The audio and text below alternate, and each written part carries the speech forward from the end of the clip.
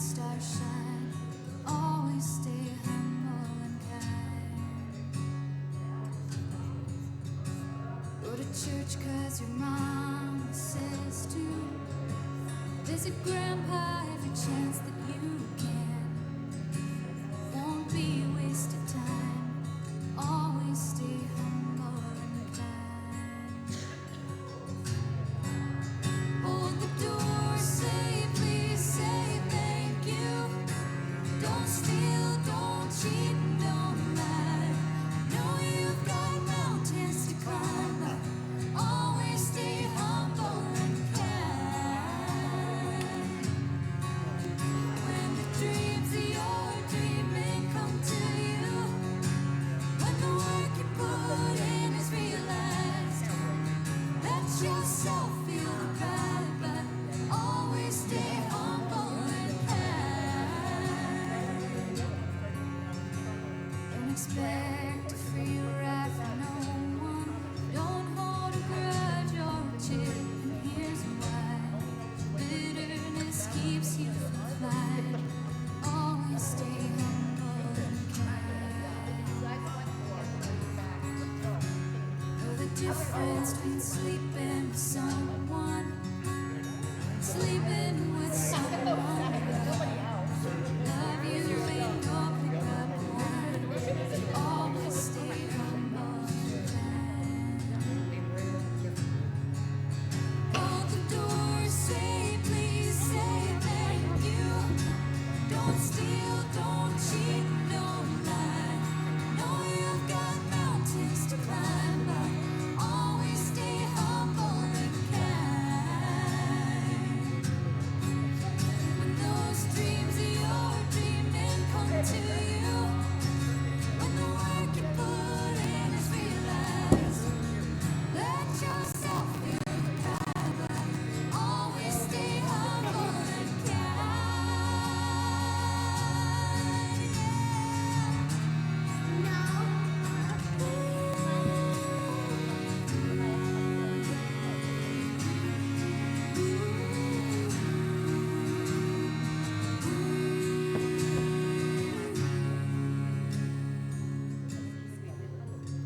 when it's hot, eat a root beer popsicle. Shut off the AC and roll windows down. Let that summer sunshine. Always stay humble and kind. Don't take for granted the love this life gives you. When you get where you go and turn right back around. Help the next one in line. Always stay humble and kind. And help the next one in line. And always stay humble and kind.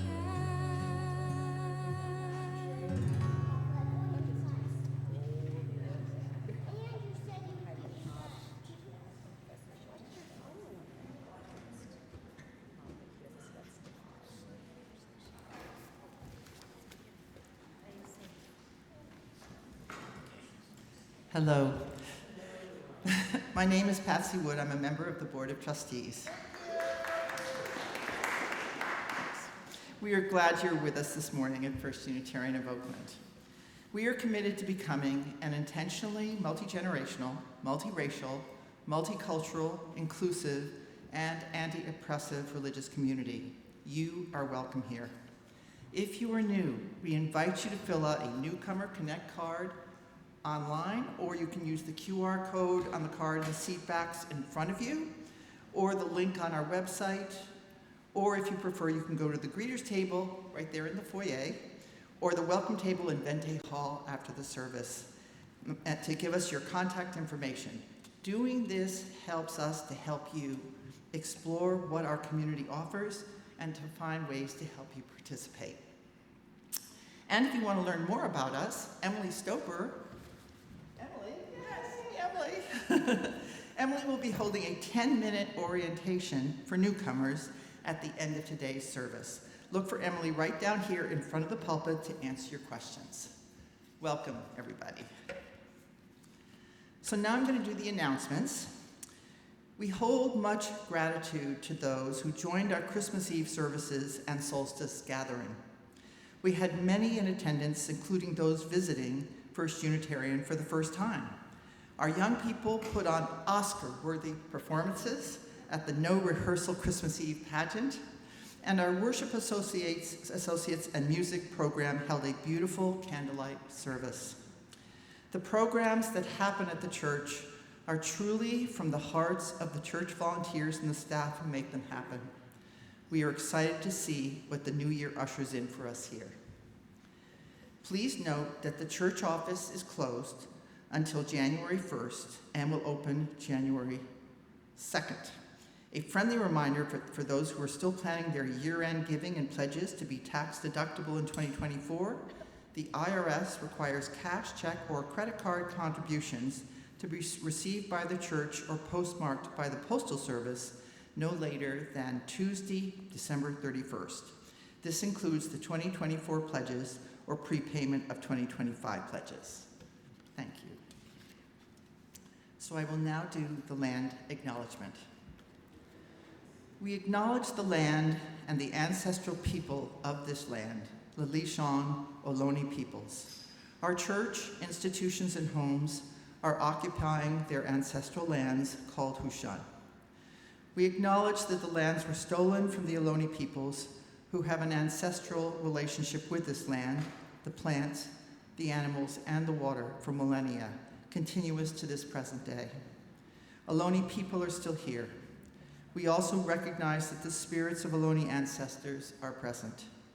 We stand in solidarity with all Indigenous people and their right to self-determination and justice.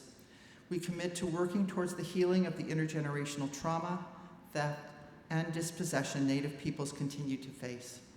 We celebrate the joyful remade creation and restoration of ancestral lands with local Lishan Ohlone people. We encourage you to learn more about the confederated villages of the Lishan Ohlone people. Thank you.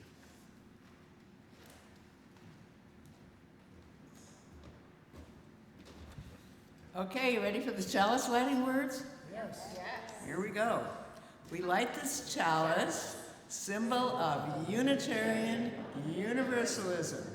May it remind us of the divine spark in all of creation, of the power of love to heal what is broken, and to be grateful for life's blessings each day.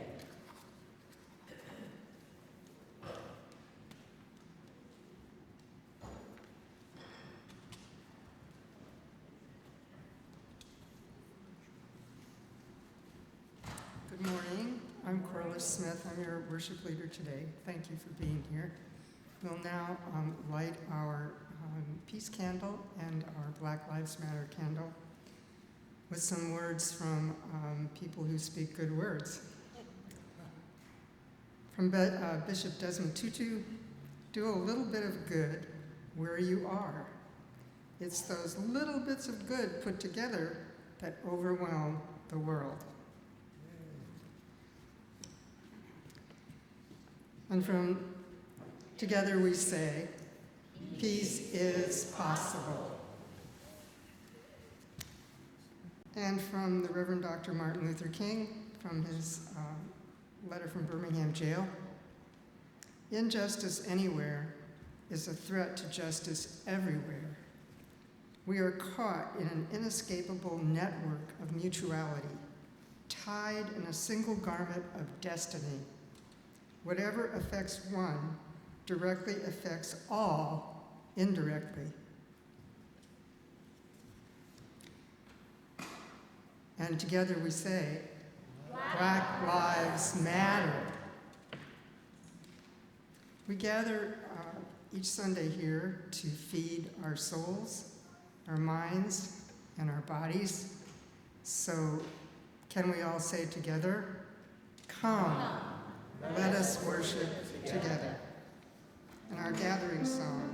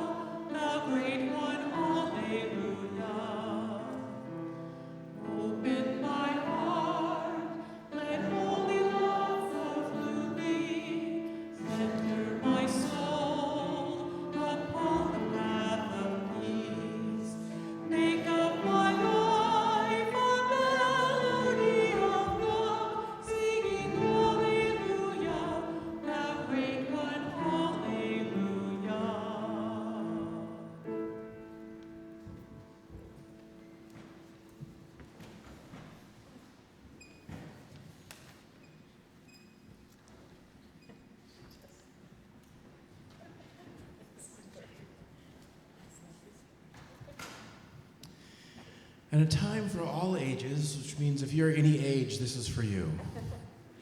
But I especially invite young ones to come up. There's going to be some candle lighting. Anybody like to help light candles? Domingo, Leah, where else? Where'd the other ones go? They're hiding. Anyway, come on up. And anybody of any age who wants to get a little closer, look, come on up here. So this is a whole season of celebrating both the darkness and the light. And we've had a whole series of celebrations. We had our solstice, which is this giant sun puppet that left is here. We had our Christmas pageant, and we've got Christmas trees.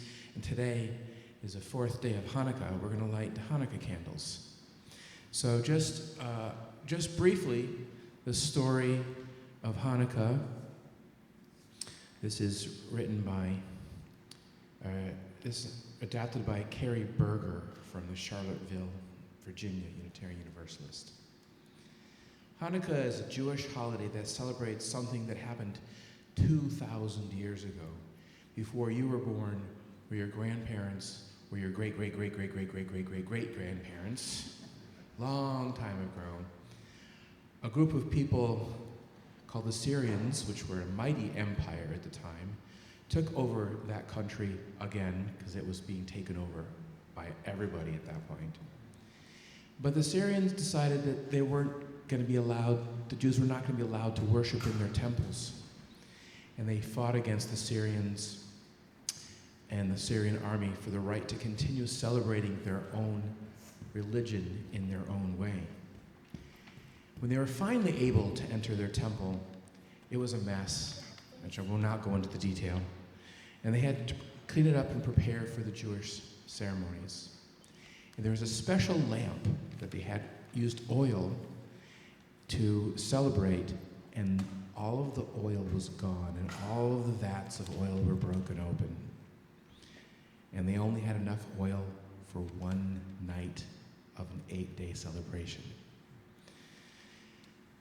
The miracle of Hanukkah is that oil lasted for 8 nights, long enough for the rabbis to make and consecrate some new oil. So today, Jewish families celebrate that miracle, and that Hanukkah has come to represent religious tolerance and liberal religious values, that each person, each community gets to celebrate religion in their own way. And so we're going to light the menorah, and if anybody wants to come light candles, come on up.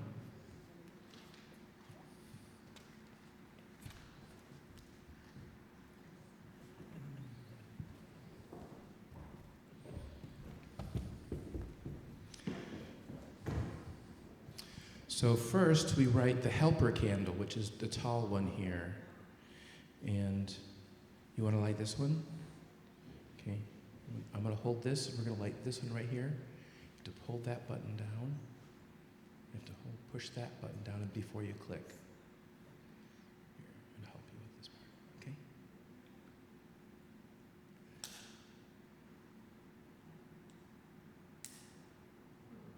Click again. Here, tell you what, I'll do this part, you guide my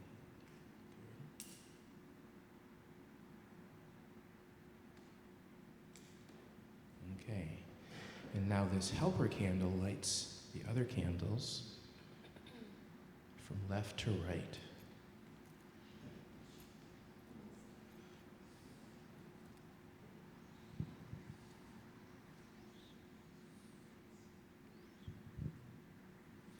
And I'm going to read the 3 prayers in English.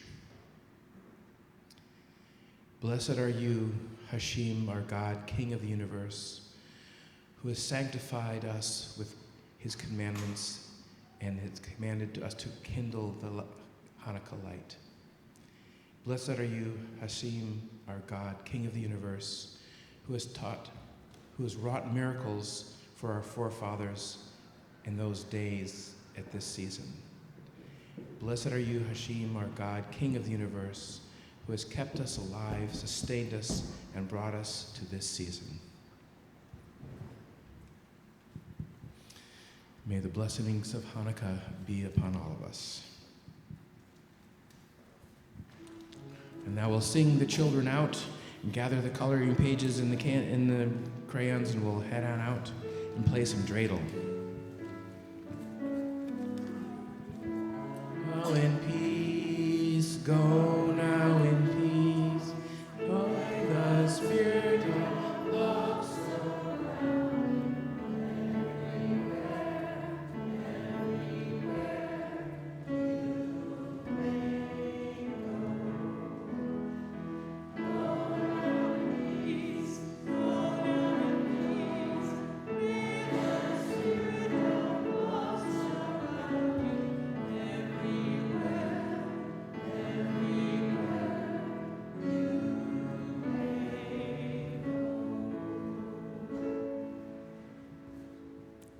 I invite you now to rise and greet people if you care to, while the pop-up choir assembles.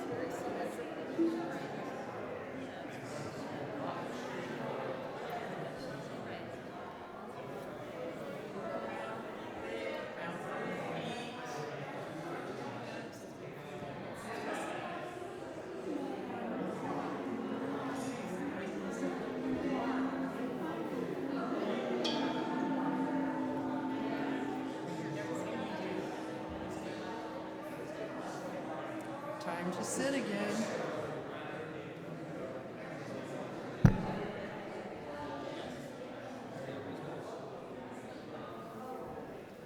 Please come sit down. Please come sit down. We would like to sing for you. Blessed be, you are here.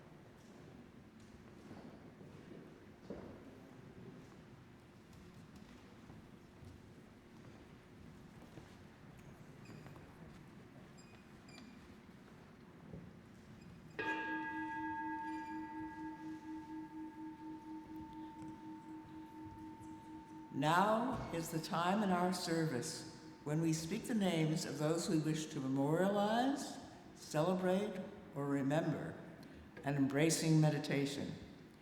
If you are on Zoom, you may write names in the chat.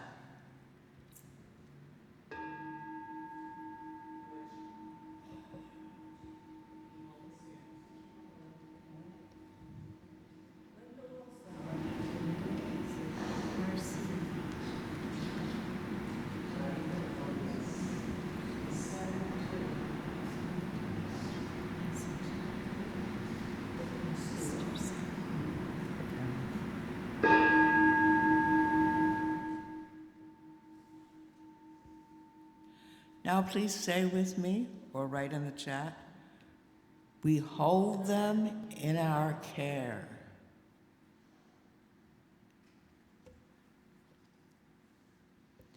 And now for our prayer. Dear ones, may we be humble. May we remember that what we know about God may not even be a piece of the truth. May we each forgive every one of our fellow Americans who voted for the wrong candidate in this year's elections. And may we remind ourselves that they may see pieces of the truth that we don't see. May we all remind ourselves at the end of each day of any mistakes we made during the day. I make lots of them. As we search for truth and meaning, may we reflect on all the times in our lives we have realized that what we believed before was not really quite true. May we forever be open to new possibilities for serving others, while always remembering that those we serve are at least our equals. Dear ones, may we be humble.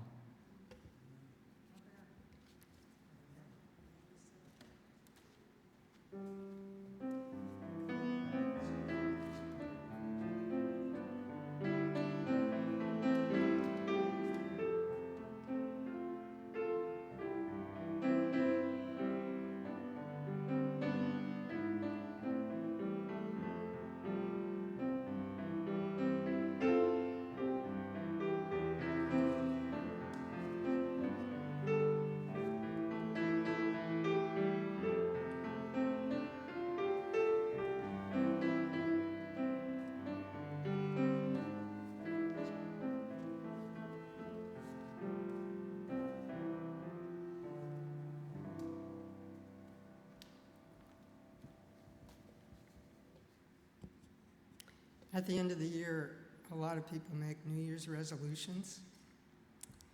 So I'm going to start with a question that will become relevant as we go along. It's not what your resolution is, but it's allied.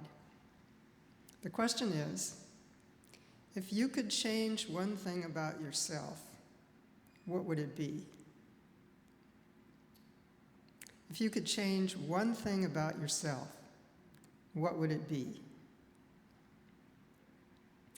Stash that away, and here's an introduction to today's topic.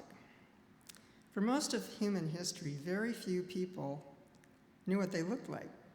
They saw very few reflections of themselves except in water. It wasn't until the 19th century that mirrors became widely available, and then we could see what we looked like. Recently, an innovative literary scholar studied the diaries written by young women in the 19th century. She searched in many libraries for these diaries and pored over them, noting if the diary entries were written before or after the spread of mirrors. And she found a remarkable thing. Before mirrors became available to most people, in their diaries, young women wrote that they wanted to improve themselves by becoming kinder, more attentive, humbler, and a number of improvements related to their characters. After the widespread availability of mirrors, the diary entries changed. Young women became less interested in their characters and a lot more interested in improving their looks, their faces, their hair, their bodies. This change in young women's desires for improvement is an interesting case of how technology, it's a mirror, influences social and individual psychology. Now, was your answer to how you change yourself a pre-mirror or a post-mirror reply? Of course, mirrors were nothing new. People knew what they looked like, but so much less clearly or with the ability to scrutinize their reflections. There is an obsidian mirror from 4000 BCE, and polished metal mirrors were around for millennia. But it wasn't until the 12th century in Venice where the Venetians improved glassmaking to make really accurate mirrors available. They were very expensive. A Venetian mirror could cost as much as a major painting by a Renaissance artist like Raphael. To make that more meaningful, imagine if a mirror cost as much as a Picasso. Not many people would have them.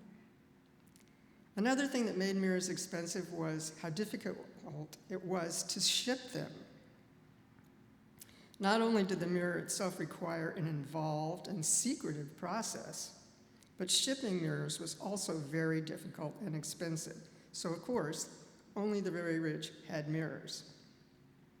But then, in the mid-19th century, let's say 1840 or so, only 170 years ago, as part of the Industrial Revolution, mirrors became available to the middle and lower classes. And thus, they were in a position to change a human attitude towards personal improvement. AI seems to have been around longer than we think. Now, by this time, you might be thinking that this presentation is about mirrors, but it's actually not. It's about one of those qualities that pre-mirror young women identified as a personal quality they would like to improve, that is, humility. It doesn't seem to me that very many people anymore long to acquire more humility, which was once a cardinal virtue, though perhaps it was less acted upon than talked about. To me and many others, humility is a modest view of one's own importance. It's a recognition that in relation to the largeness of the universe, of history, and the great mystery, each of us is comparatively small. We're each an integral part of it, and we belong to it, but nonetheless, each of us is a very small knot in the vast web. I hope that doesn't disappoint you. Humility means believing that you are neither superior nor inferior to others. Some people define types of humility. For example, intellectual humility means that no matter how smart we are, we can always learn from others. Humility is exemplified by supporting and caring for others, listening, being calm, quiet, introspective, and respectful, and showing that you don't take yourself too seriously. Nowadays, humility doesn't get much attention. In fact, not getting attention is one of its characteristics. Of all the qualities that people long for, I'd bet that humility is far down the list if anyone thinks about it at all. Humility just isn't valued the way it once was, at least for common folk, in which I include all of us. In the past, different expectations applied to you depending on your place in the social hierarchy. Now, class means less, but not entirely, and class is more elastic about who's supposed to be humble. Though one's job or income can implicitly demand humility or at least deference, However, today, instead of being humble, people are celebrated for their lack of humility. A prideful exuberance that says, I'm so great, I'm so great. In fact, arrogance is glorified. I remember a certain person saying, for example, that not paying taxes was a really smart thing to do in a presidential debate. This is particularly visible in sports, where the frequent fist pump celebrates every good move as if to say, I won with force. In professional baseball, there's been a tradition that a home run hitter shouldn't gloat or showboat while rounding the bases. This tradition persists, but its spirit is less visible elsewhere. I think baseball's outstanding star and my choice for best human being, Stephen Curry, showed humility and a fine sense of discretion when he said, basketball is what we do, not who we are. These examples are rare. Television and social media, which allows people to bypass the filter of TV and magazines, constantly shows the benefits of not being humble. Instead, you can be famous. If you make a lot of the right kind of noise, you can be famous just for being famous. One commentator wrote that egotistical behavior riles people up, which gives that person more exposure and consequently makes people more accustomed to egotistical behavior. In the past decades, there's been a lot of emphasis on self-esteem, satirically exemplified in giving all the children in a contest participation trophies instead of awarding winners. How this squares with the real world remains to be seen. Of course, a healthy sense of self-worth is very important to one's health and prosperity, but I wonder where it is we cross the territory of self-esteem into the land of arrogance. Paradoxically, but I'm bound to tell you that there's a fly in the ointment of encouraging humility. It's called the Dunning-Kruger effect, or the superiority illusion. It turns out that it can be beneficial to feel superior because those who see themselves as they really are compared to others tend to develop depression and or underachieve. Grrr. Lose. Paradoxically, it's also true that the people who are the most humble tend to be the ones who are exceptionally skilled and confident of their self-worth. Once again, proving that two things that appear to be opposite can nonetheless be true. For women, the value and place of humility is complicated by the social definition of women as helping and nurturing others to the exclusion of concern for themselves. A supposedly humble demeanor is kind of baked into this idea. Often, if a woman acts as prideful as a man, that brings on heavy social disapprobation, and not just from men. Both sexes accuse such women of being aggressive and unfeminine. Grrr, lose.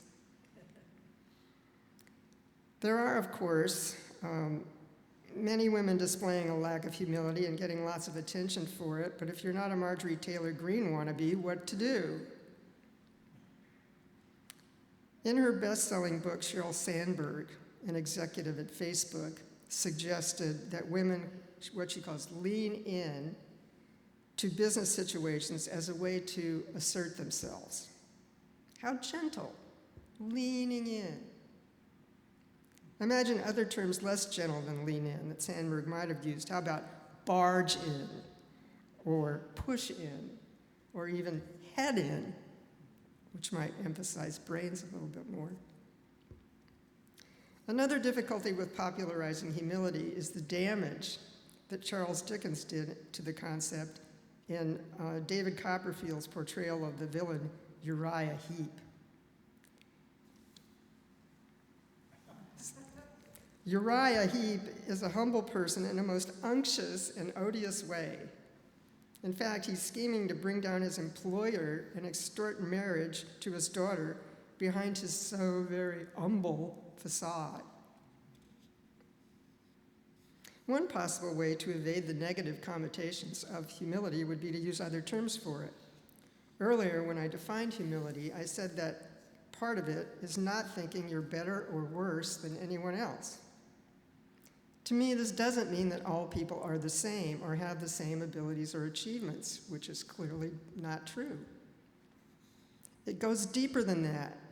It means, in essence, all people are worthy of dignity and respect, and I would add, worthy of the basic necessities of life, a place to live, food, clean water, and a job. I'm glad I belong to a church that believes this and acts on it. I opt for cultivating this kind of humility and applying it. It couldn't help but improve things in the world if no one believed that essentially they're better or worse than anyone else, that each person is a vast field of experience and perceptions. We only see our bodies, but we carry these enormously filled auras with us. One last thing before I close. What's the relation between humility and humiliation? Usually the one is good and the other is not so good. But they can be related. When I was in high school, back in the Pleistocene era, there was an end-of-the-year assembly to celebrate various achievements. Outstanding athletes and student leaders were gathered in front of the whole school. I had recently been elected to a leadership position, so I was standing up there with the athletes. When the MC began to praise the holder of my new position, I thought she was talking about me. And I stood there beaming. But in fact, she was talking about the previous leader. I was humiliated, especially because the handsome athletes standing by me realized what had happened and were chortling. I wouldn't say that humiliation is necessary for humility, but in this case, it certainly was for me. More recently, the conflict that arose in church about our minister was, for me, an unfolding lesson in humility. I learned that it's possible to be right in a wrong way, and that I need to more fully consider the conditions in which any of my supposed rightness occurs. To remember that each person is a universe of memories, desires, sufferings is part of realizing our essential equality.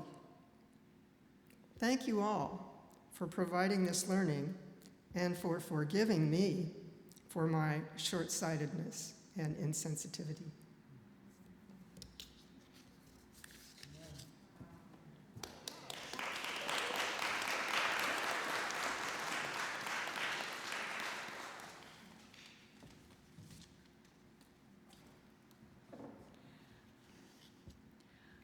Okay. When you donate money to this wonderful church, you are contributing to all the ways it serves others by embracing them in community, through its pastoral care program, by helping to raise children, by lifting our spirits in song and in friendship, by working for justice, and so much more. So, when you donate some of your money, you are giving up something for yourself and offering it in the service of others. If you can afford to do this, you need not be proud.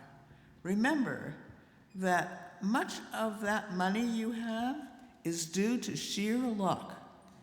And I'm not talking about winning the lottery. Luck gave you your ability to work, your opportunity to acquire skills and education, and in some cases, your inheritance. And when you give to others, you are spreading around some of that luck. If this is your first time here, we don't expect you to make a contribution. Please just allow us the pleasure of welcoming you. And part of our plate today will be given to a charity that supports children of a difficult age as they're coming of age and who have problems with homelessness or other issues in their lives. So that will be half of the donations today. If this is your first time here, we don't expect you to make a donation. Please just allow us the pleasure of welcoming you. Will the ushers please come forward?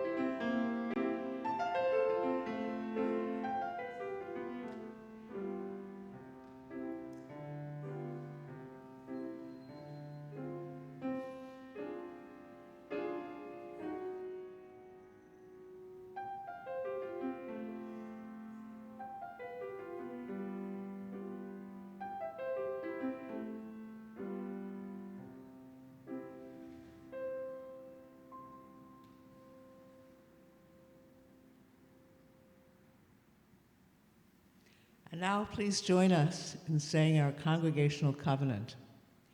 To the work of the church, which is weaving a tapestry of love we call community, we dedicate ourselves and these our offerings.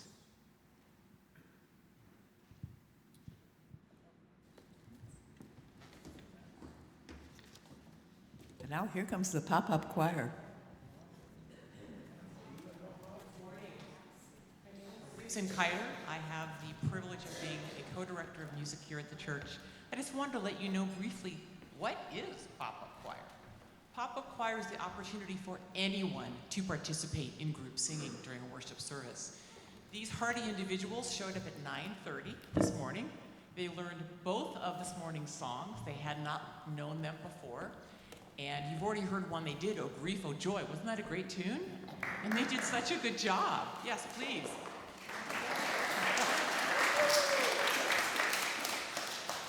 And now, you get the opportunity to be part of pop-up choir also. We're going to do a song called Forget Your Perfect Offering, which uses lyrics from Leonard Cohen's anthem. We're going to sing it first, and then we're going to invite you to join us. So listen along so you can get the hang of it, and then you get to be part of singing in a choir as well. We're glad you're here this morning.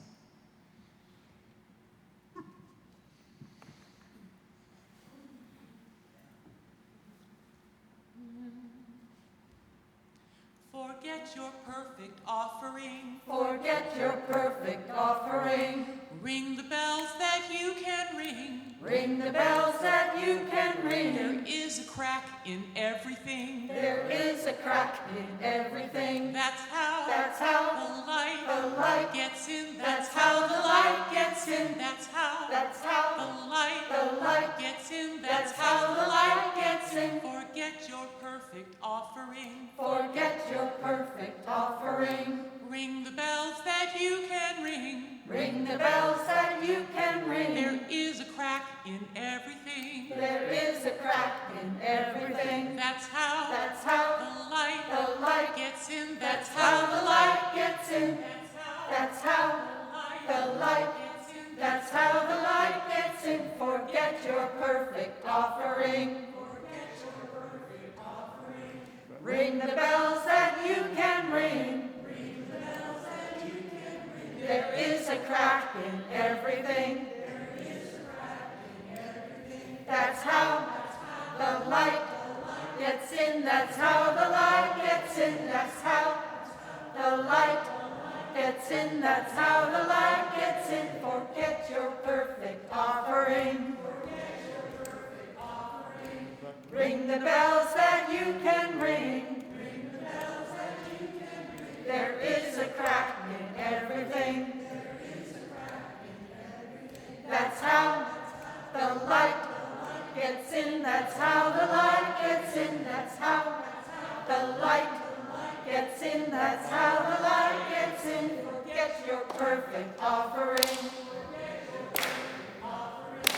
Ring the bells that you can ring. There is a crack in everything. That's how the light gets in. That's how the light gets in. That's how the light gets in. That's how the light gets in.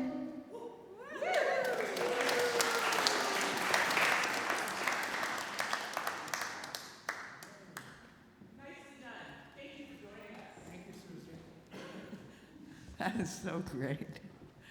Okay. We're coming to the close. We extinguish this flame, but not the light of truth, the warmth of community, or the fire of commitment. These we carry in our hearts until we're together again.